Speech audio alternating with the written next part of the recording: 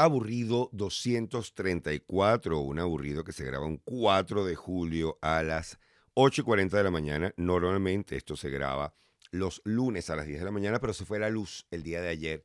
Y además se fue teaser.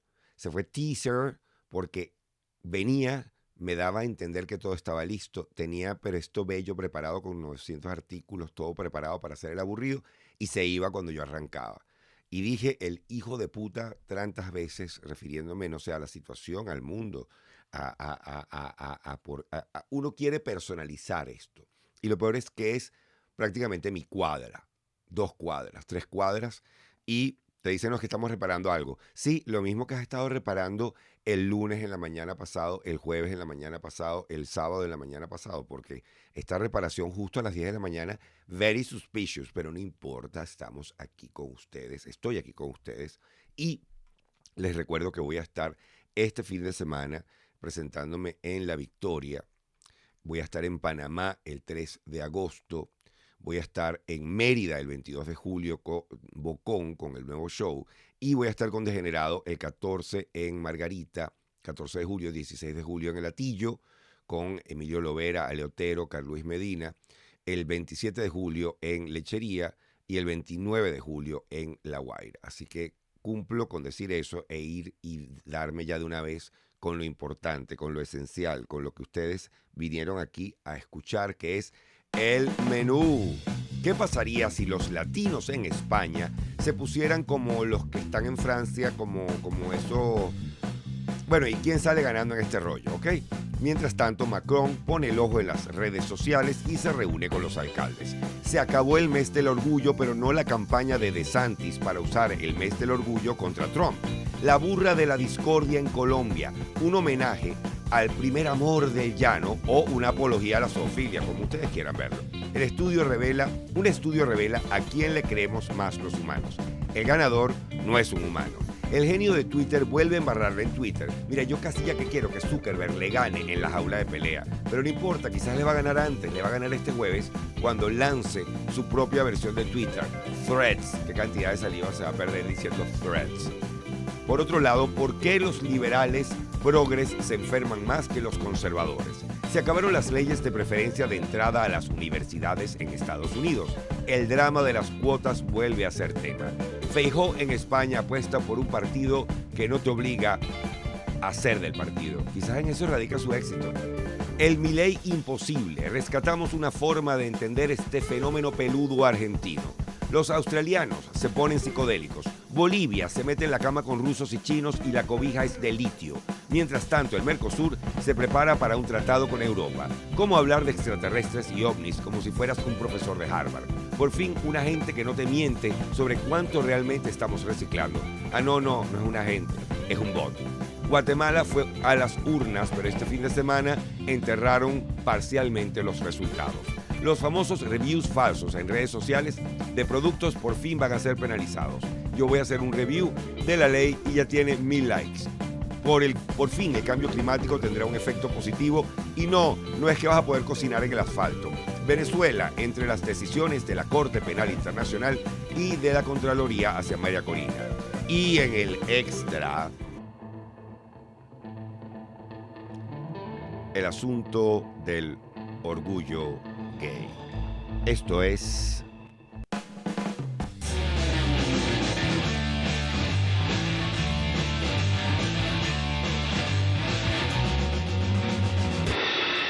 Aburrido.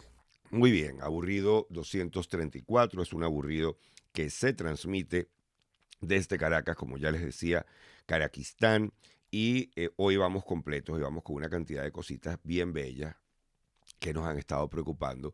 Comencemos obviamente por Francia. Las protestas en Francia, según The Economist, presentan un test político importante para Emmanuel Macron. Chicos, tengo que hacer una pausa, porque hay gente que me ha pedido que le reconozca su vida. Y yo generalmente nombro a gente como Julio Monsalve, Juan Carlos Álvarez Camino, Jorgis Castro, Alejandro Martín Puchao, que son gente que se acaba de suscribir a el Patreon. Y no he nombrado, según él, a Cochebe 82. Coche82 dice, ¿cómo es posible que el único que no has nombrado como nuevo Patreon es a mí? No es por ser una Karen, pero uno también tiene su ego. Está muy bien. Me encanta que no es por ser cabrón, pero vamos a matar a este perro. Me explico, el no es por ser. Es una maravillosa salida semántica a... Yo no soy nazi. Entonces una cosa, Hitler era un líder, ya va. Pero yo sé que estoy haciendo una hipérbole con el amigo Cocheve, a quien le debo un saludo, así que no hay ningún problema. Les recuerdo también que si usted está en Patreon, usted estaría viendo esto absolutamente completo. Retomo entonces a Macron y la versión de las cosas que le da The Economist. Todo comienza, ya sabemos, con el adolescente que es asesinado por un policía. Hay en este momento versiones que se mueven sobre que la primera vez que lo detuvieron, él se dio la fuga fue porque el policía le pegó con la cacha de el arma y entonces él apretó el acelerador. El niño no tenía licencia, pero esto ocurre en un clima interesante donde alguien me planteó la pregunta por Instagram, ¿qué pasaría si esto se diera en España y fueran inmigrantes ecuatorianos, latinos, venezolanos incluidos? Bueno, obviamente la relación de España con sus ex colonias de Indias es distinta, porque por más que se haya promovido la leyenda negra de que aquí los españoles vinieron a hacer desastres, primero, comparativamente, en su época con otras colonias, España se portó honestamente bastante bien, tomando en cuenta lo que era el estándar de la época de, eh, de, de, de lo que era un proceso de colonia. España le daba un rango prácticamente de ciudadano de la corona hasta los indígenas. De hecho, hubo nobles de tribus, de reinos de las Américas que eran reconocidos por la corona. Y de hecho hubo indígenas que pelearon por la corona en los movimientos independentistas porque no estaban de acuerdo con los movimientos independentistas. Obviamente hay una relación muy distinta de España con sus ex colonias, que además lleva de por medio otro factor que yo sé que ustedes están esperando, yo sé que ustedes están viéndome aquí, que Briseño no lo vas a nombrar, no lo vas a nombrar. De verdad no vas a hablar de la religión. Por supuesto, el hecho de tener una religión común establece un patrón que hace mucho más fácil que se encuentren de una forma mucho más apaciguadas nuestras representaciones migratorias en el territorio español. Entonces, obviamente, hay una diferencia de la relación que tiene Francia con sus colonias, que hasta el siglo XX llegaron en conflictos con lo que era Marruecos, Argelia, sobre todo Argelia, perdón, que la cuestión de Argelia era y sigue siendo una espina en la historia francesa. Y ahora me estoy preguntando si estoy en lo correcto, si es Argelia, porque a esta hora de la mañana Argelia y Francia. ¿Ves? Yo tengo que hacer una búsqueda de Google. Relación Argelia el hombre tuvo Argelia durante los años de dominio. Fíjese, llegó hasta el año 62 la presencia francesa en Argelia. Entonces es muy distinto, es muy reciente. ¿Qué es lo que quiere colocar The Economist aquí en medio de estas protestas que han ido disminuyendo? Macron ha enfrentado 3 protestas a lo largo de su periodo. Hay que reconocer que a Macron le ha tocado, mira, le tocó pandemia, le tocaron los chalecos amarillos, le tocaron las protestas por la subida de la edad de retiro y ahora le tocó esto. Honestamente, creo que la historia lo va a juzgar bien, porque a cualquier otro ya esto hubiera sido suficiente para, ¿sabes qué? Renuncio. Ya renuncio. Me voy de esta vaina. Porque a ustedes lo que les gusta es un peo. Tuvo que posponer su viaje a Alemania, el primero mandatario francés en un buen tiempo, y de quedarse en Francia para enfrentar esto. Lo ha hecho sacando decenas de miles de policías a las calles. Salió la abuela del muchacho a decir, dejen de estar quemándolo todo, dejen de estar destruyendo todo, porque además han quemado bibliotecas, han quemado escuelas. Por ahí puse un video de los que yo coloco de buenos días, de gente haciendo cosas estúpidas, de unos muchachos picando con un esmeril un poste de luz. Entonces, aquí hay una furia que hay que ver quién la capitaliza. Y la pregunta es a la que va la gente de The Economist sobre quién capitaliza todo esto. Recuerden que Macron tiene un gobierno centrista de minoría, está entre dos bloques, en la izquierda y en la derecha. Tiene a la izquierda extrema y tiene también a la derecha dura del otro lado. La derecha dura, en este caso, representada por la hija de Le Pen, había salido de la batalla para la reforma de las pensiones, que las llevó de 62 a 64 años, y a cada una está haciendo sus críticas. Por ejemplo, Jean-Luc Mélenchon, el líder de Francia Insumisa. La verdad es que en castellano este nombre vende un carajo. Voy a hacer un partido, ¿cómo se llama? Francia Insumisa. Claro, aquí sería Francia no se rinde.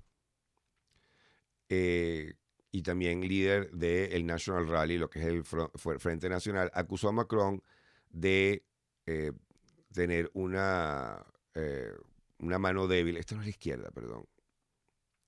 Esta es parte de la derecha. Yo estoy como loco. Ya va, no, aquí me perdonan, pero me perdona que tenga que hacer esta pausa. Ustedes dirán, pero Brice, tú lo preparas esto. Pero es que yo tenía ya a Mélenchon, que fue miembro de la Asamblea Francesa, como de izquierda, pero eh, sí, claro, lo tengo aquí como la izquierda, disculpen, tuve un lapsus. Mención de la izquierda, condenó la violencia, pero demasiado tarde. Como siempre, la izquierda se tarda en condenar este tipo de protestas. Y en la derecha fue Marine Le Pen, que es la líder del National Rally. Exacto, tienes a Francia no se rinde, Jean-Luc Mélenchon, la izquierda, haciéndose el loco. Y tienes en la derecha a Jean-Marie Le Pen diciendo, bueno, esto es lo que pasa cuando uno no tiene una mano dura en el tema de la ley y el orden y la inmigración. ¿Les suena familiar, niñitos? ¿Les suena familiar esto de la migración y la ley y el orden? Bueno, ya sabemos que los temas, aunque los países estén lejos y separados por mares, se repiten.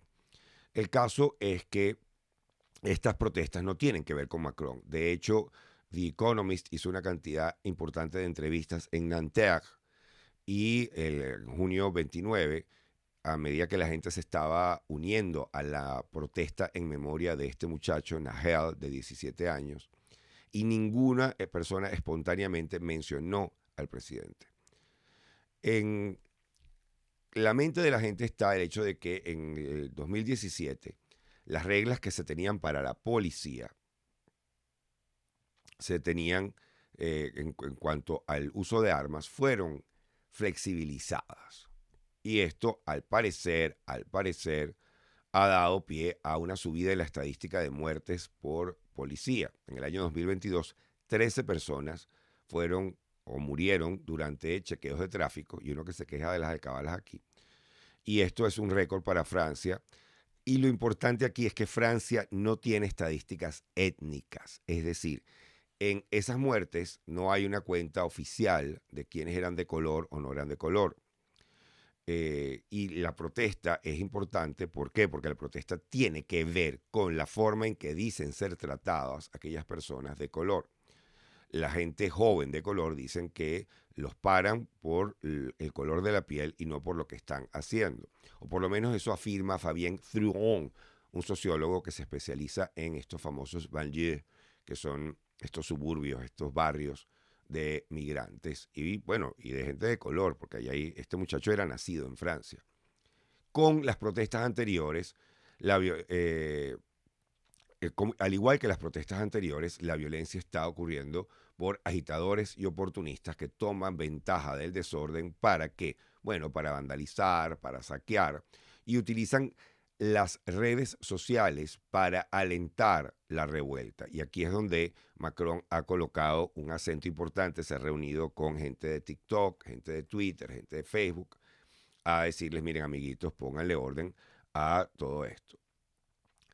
Y aquí me hacen una acotación, porque recuerden que yo transmito esto por Twitch, me hace una acotación Moisés. La Francia insumisa tiene una connotación interesante para con este conflicto, porque en el Islam significa sumisión, la palabra Islam significa sumisión. Una Francia insumisa es una Francia no islamista. ¿Ven por qué es chévere que hayan mis muchachos del Twitch viendo esto en vivo, pasándome este dato.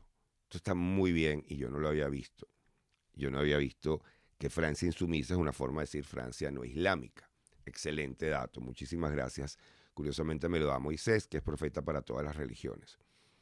La política en esto no está a favor de Macron. Un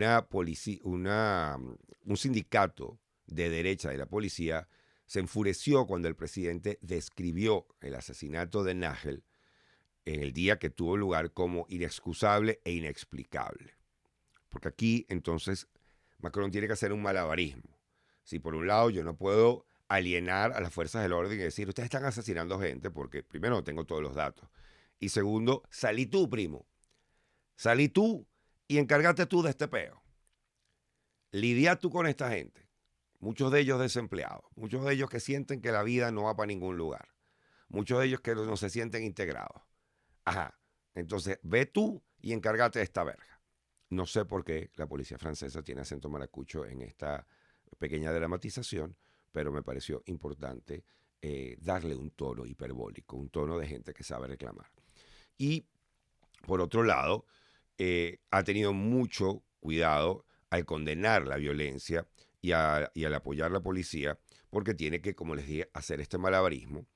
El fiscal pues llevó a este policía por homicidio voluntario en acusación y han ido bajando las protestas, pero el alcalde de uno de los suburbios franceses recibió la bellísima visita de unos protestantes que estrellaron un carro contra su casa, generaron un incendio y a medida que su esposa y sus hijos salían, la esposa se partió, creo que la pierna en el proceso, lanzaron fuegos artificiales. Entonces se llega a ese punto donde se aliena el asunto. ¿Quién sale ganando aquí? Bueno, sale ganando en general la agenda de Le Pen, la agenda de la derecha, pidiendo que haya una mayor fuerza en lo que es la aplicación de la ley y el orden, y también en el tema migratorio, aunque, como les dije, en este caso estamos hablando de alguien nacido en Francia.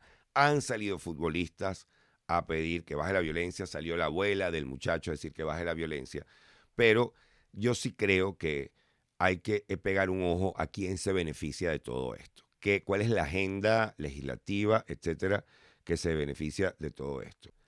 Ahora, el énfasis que le colocó Le Pen al tema de las redes sociales no es cualquier cosita. La misma AP reseña que en este momento están bajo escrutinio en Francia compañías como TikTok, Snapchat y otras plataformas, sobre todo las plataformas juveniles. Y el viernes pasado, Emmanuel Macron acusó a las redes sociales de jugar un rol considerable en alentar actos de copiar la violencia que ocurría en un lugar del país en otro. Y el ministro del Interior, Gerard Darmanin, dijo que la policía había hecho 917 arrestos el jueves, nada más. Más de 300 oficiales de policía han recibido heridas y recordemos que hay un bombero que murió en medio de este proceso.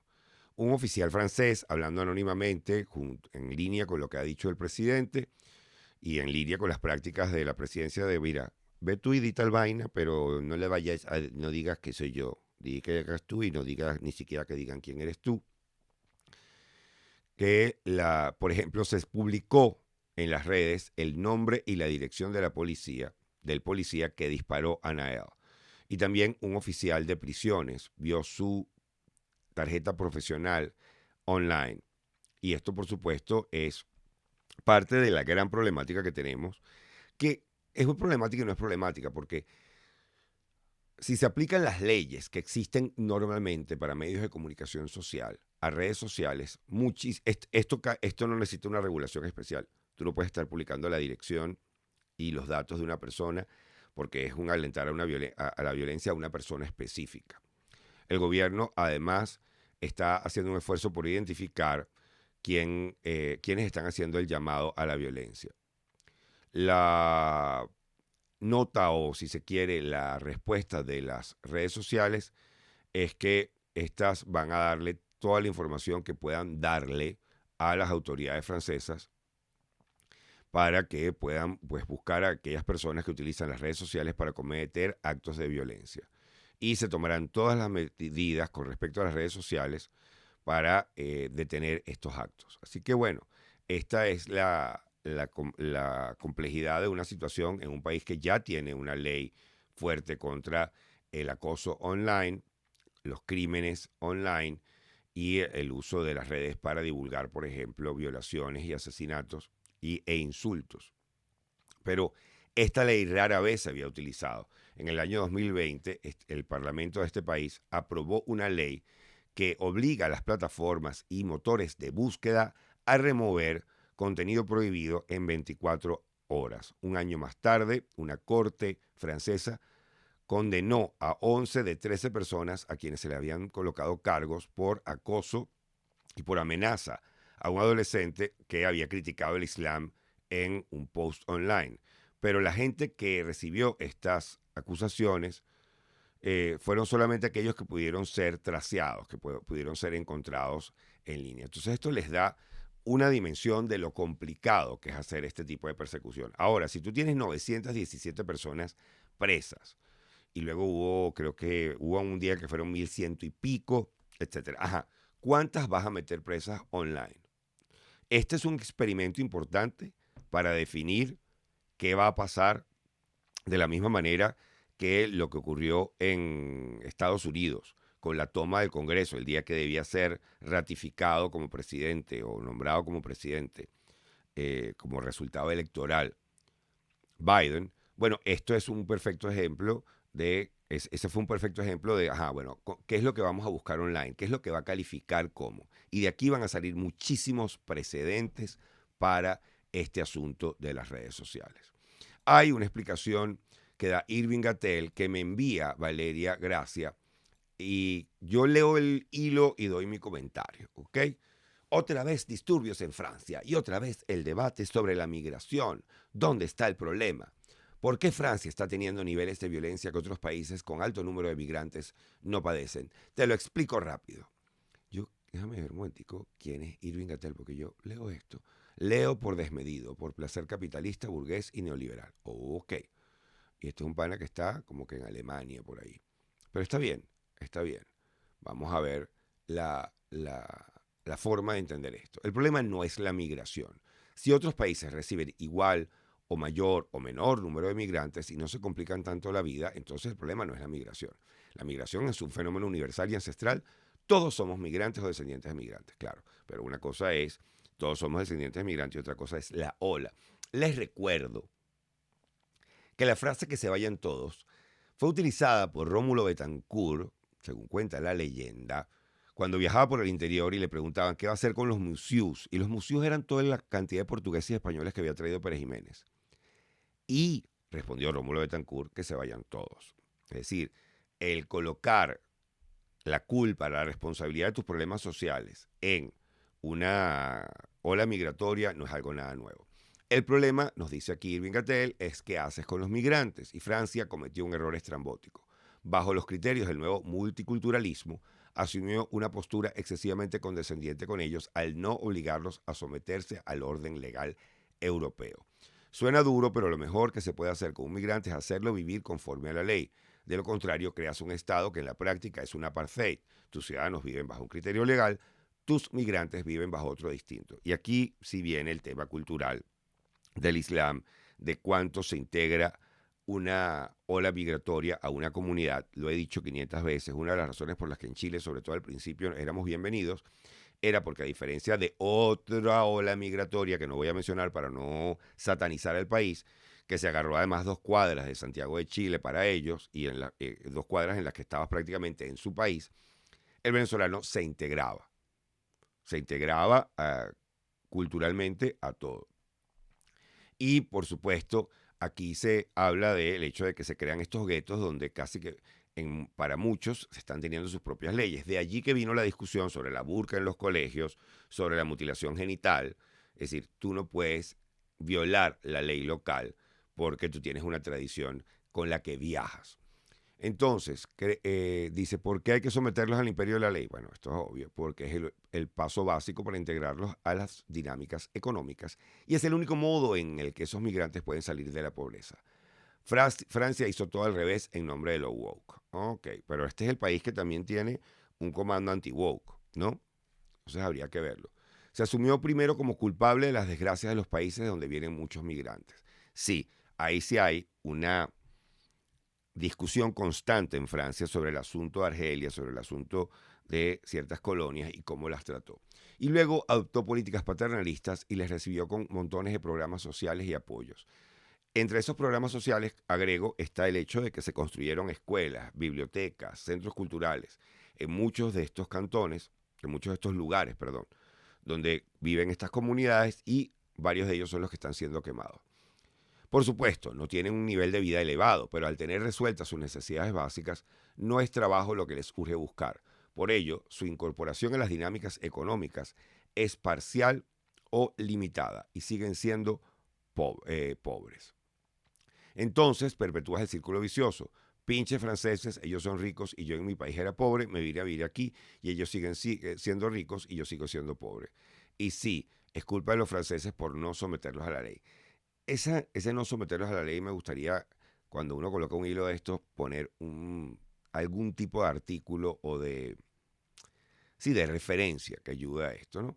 Ahora, los sentimentalismos en estos temas no sirven para nada. Eso de que es que Europa colonizó y saqueó y ellos son pobres y sin opciones, estoy de acuerdo con esto, pero Francia es rica y tiene y ellos no tienen, hay que darles, nunca ha servido, nunca ha solucionado nada, estoy de acuerdo. Y además estamos entrando ahorita en una época que a Irving le va a volver loco, que es la época de las reparaciones, no recuerdo si fue no fue Holanda, fue Bélgica, eh, acaba prácticamente una familia de Europa de reconocer que va a hacer reparaciones a toda una colonia de la que vivió pues en una época determinada. Y digo una época determinada porque es una época del pasado y yo en esto de los crímenes del pasado creo que se nos va la fucking vida. Creo que el único valor o uno de los valores que puedo rescatar del cristianismo como filosofía es el perdón. Pero ya ni siquiera el perdón como un acto de amor, sino que es como una vaina práctica, es como el mejor antídoto ante el malpegadismo. Se nos va la vida en esta vaina. En un problema como este, no necesitamos que tú te sientas buena gente defendiendo migrantes a ultranza y quejándote siempre de los europeos. Eso sirve para un carajo. Se necesitan soluciones funcionales y eficientes para que esa gente deje de ser pobre. Punto. Bueno, sí, pero que la gente deje de ser pobre es un problema que ha afrontado el mundo entero. ¿Cómo se sacan? Con capitalismo hasta ahora, con el mercado. ¿Ok? Ahí va la vibra. Es un problema, la experiencia en otros países es ilustrativa. No me parece que haya un país que haga las cosas perfectas, pero una cosa está bastante clara. Cuando los migrantes se integran a la economía legal, sus condiciones de vida mejoran sustancialmente. Holanda es un ejemplo. Pero para ello hay que obligarlos a vivir bajo las leyes del país. El último error de Francia fue, por criterios multiculturales, dejarlos crear guetos en donde ellos imponen sus propias leyes. Inglaterra ha cometido el mismo error en menor escala. Y con respecto a esto, creo que hay un aburrido en el que yo les menciono, si no me equivoco, estoy a punto de decir que fue Ámsterdam, pero si no es Ámsterdam, es una ciudad de por aquellos lares, en la cual el alcalde colocó un criterio de si usted se identifica con tal o tal cultura, hay un límite de gente de esa cultura que puede vivir en estas cuadras. Suena demente, pero un criterio de planificación antigueto cultural es algo bien valioso cuando uno ve lo que está ocurriendo ahorita. Entonces, dice el pana, los recibes, les regalas dinero, los dejas que se gobiernen y después de 20 o 30 años tienes el pandemonio que se acaba de armar en Francia. Y todavía se preguntan qué se hizo mal. Es que pobrecitos son descendientes. Bueno, el error fundamental es creer que la riqueza existe por sí misma y que por alguna podría razón los europeos se la han quitado a todos los demás. Y que entonces los europeos se la tienen que regalar a todos los demás. La riqueza no es un hecho objetivo, es una dinámica social. Los europeos son ricos porque sus dinámicas sociales generan riqueza, no porque hayan saqueado al resto del mundo. Y les recuerdo que el hombre más rico del mundo vivió en África. Si nos vamos a poner a mirar al pasado, hay que mirar no solamente que la esclavitud no era un hecho aislado de los europeos, hubo esclavos blancos, hubo un mundo musulmán eh, que se dedicó también al comercio de esclavos en un momento de la historia en el cual pues se equiparaban a cualquier comercio de esclavos del mundo. Pero nadie se está acordando de eso todo el tiempo. Y yo voy a buscarlo. El hombre más rico del mundo africano, Aliko Dangote, no, esto es la historia de cómo es cómo el hombre más rico. Su nombre era Musa, exactamente, era de Mali. Era conocido como Mansa Musa. Era un rey africano que tenía todo el oro del mundo prácticamente en ese momento bajo su control. Su fortuna era de 400 mil millones, casi el doble de los que tiene Elon Musk, el actual líder del ranking. Entonces, si nos ponemos con ese tema, y yo lo reconozco aquí a Irving, aunque tengo mis reparos porque suenas un poquitico... bueno, no voy a entrar en calificativos porque estoy leyendo el pana.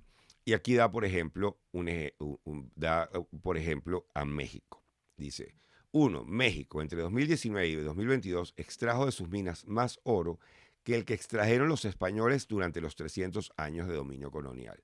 2. Cierto, los españoles se llevaron mucho oro y mucha plata a España. ¿Se volvieron más ricos por ellos? No. Provocaron, de hecho, la primera devaluación moderna de oro y plata y los economistas de la Escuela de Salamanca sacaron mucho juego a eso. Fue la primera vez que se entendió cabalmente cómo la riqueza no está en el oro y en la plata, sino en la dinámica social y la productividad. Por eso es que todos los planes que se han hecho para tratar de resolver la pobreza, obreros, migrantes, etcétera, basados en vamos a darles dinero, no han funcionado. Lo que se necesita es integrarlos a las dinámicas sociales que generan riqueza.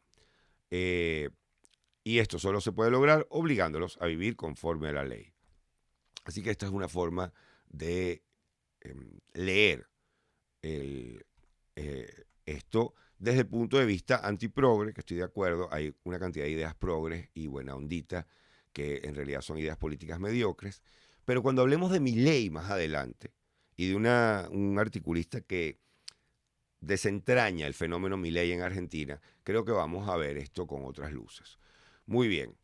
Tengo también una publicidad que sacó la gente, un ad que sacó la gente de DeSantis, el precandidato presidencial por los republicanos en Estados Unidos, que está más en guerra con Trump que con el candidato demócrata o con los demócratas.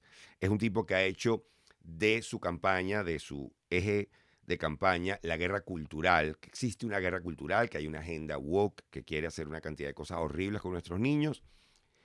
Por supuesto, con todas estas teorías siempre hay una pata medio cierta que no hay que descartar, pero miren la que se lanzó justo después de que, justo terminando el mes LGBT. Se lanza un video en el cual coloca todos los clips donde Trump defiende a la comunidad LGBT. I will do everything in my power to protect our LGBTQ citizens. If Caitlyn Jenner were to walk into Trump Tower and want to use the bathroom, you would be fine with her using any bathroom she chooses. That is correct. Exacto. Por ejemplo, si Caitlyn Jenner entrara en la Torre Trump, ¿usted estaría cómodo con que ella utilizara cualquier baño que quiere? Eso es correcto. Bueno, además, era de las pocas veces que Trump actuaba como presidente de los Estados Unidos. Es decir, como el tipo que tiene que defender los derechos de todos los ciudadanos. Pero ya vamos a ver otras cositas de Trump que no salen en este spot de DeSantis. Mire que esta belleza. Future, can transgender women compete in Miss Universe? Yes. Make America great again. ¿Pueden competir las mujeres transgénero en el mismo universo? Sí. Y luego, por supuesto, me colocas todas las... Déjame bajarle volumen a esto que me tiene loco. Me colocas todas las partes en que DeSantis ha hablado en contra de la comunidad. DeSantis se ve como un tipo independiente. DeSantis ha acabado con el totalitarismo de la izquierda. Just produced some of the harshest, most draconian laws that literally threaten trans existence. Me encanta que colocan como campaña de DeSantis argumentos en los cuales la gente le ha criticado por colocar las leyes más draconianas y que atentan contra la existencia de los trans. Congratulations, Ron DeSantis. Mission accomplished. You win. Entonces, bueno, vemos cómo DeSantis está tratando de mostrar que él es más derecha que Donald Trump. ¿Ok? Usted puede tener todas las opiniones que quiera sobre si es necesario, si es válido, si es adecuado que haya educación sobre identidad de género a los 6 años. Yo estoy con usted. Yo creo que en esa área se les fue absolutamente la maraca. Si ha visto mi último show, sabe que yo hablo de que estoy a favor de la campaña LGB, pero creo que los T cagaron la campaña. Ya verán ese material cuando les toque verlo. Está hecho en tono de humor, pero muchos me han dicho, inclusive gays y lesbianas, después del show, estoy de acuerdo contigo. Eso creo que es lo que está pasando.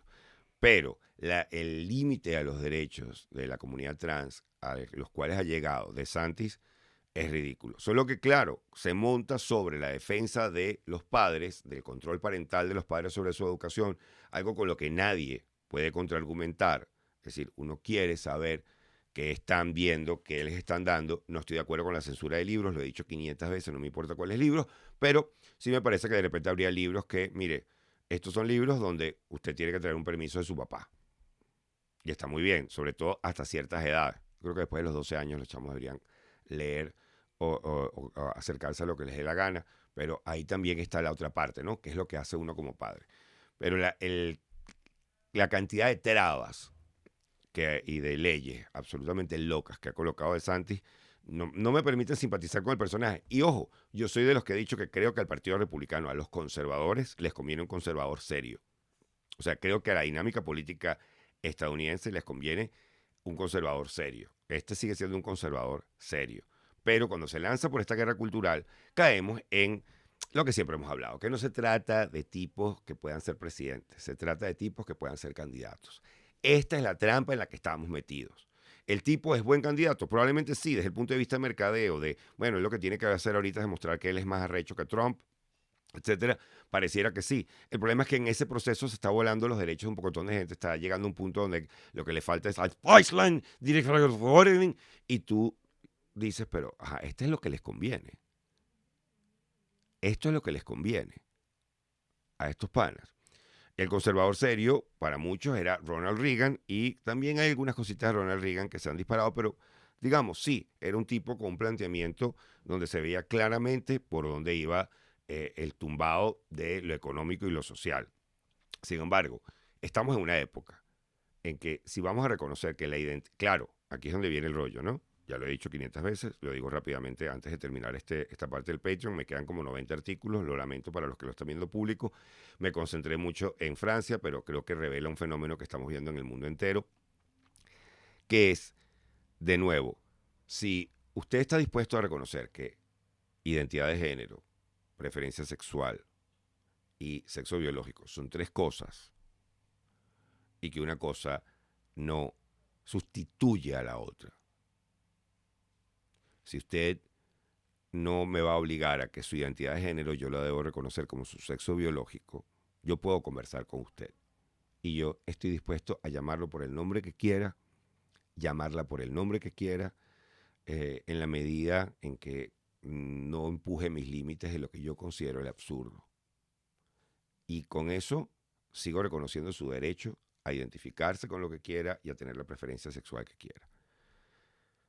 Pero cuando se ha mezclado todo esto, es donde se cultiva el espacio para que un tipo con un discurso, un tipo que prohíbe Handmaid's Tales y suena un poquitico a personajes de Handmaid's Tales, tenga la cancha que está teniendo en este momento.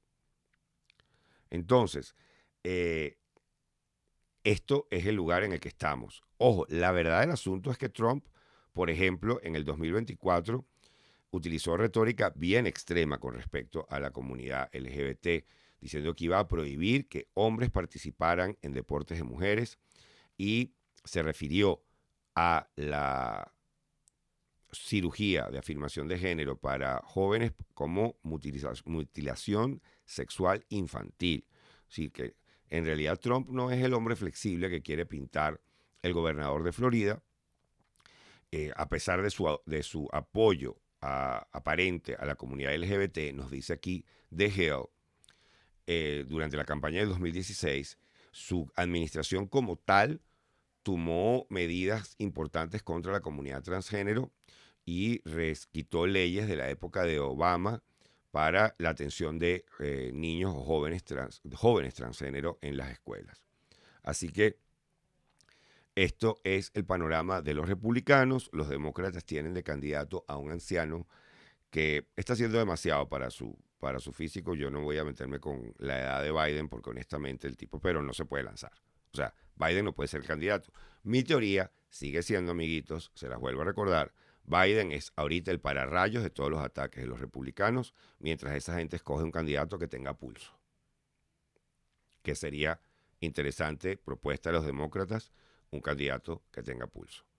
Les recuerdo entonces que usted puede suscribirse por Patreon, escuchar esto completo en su aplicación de podcast, porque hay un link que le permite a usted tener lo que tiene suscrito, no lo que oye todo el mundo en Spotify, etcétera, en su aplicación de podcast. Y también lo puede ver por YouTube completo si usted forma parte del Patreon. Chicos, no sé si debí haber dejado este para el público. Así que creo que me voy a arrepentir y voy a dejar este para el público. Retiran polémica escultura en homenaje al hombre mamaburra en Sincelejo. Creo que esto es Colombia.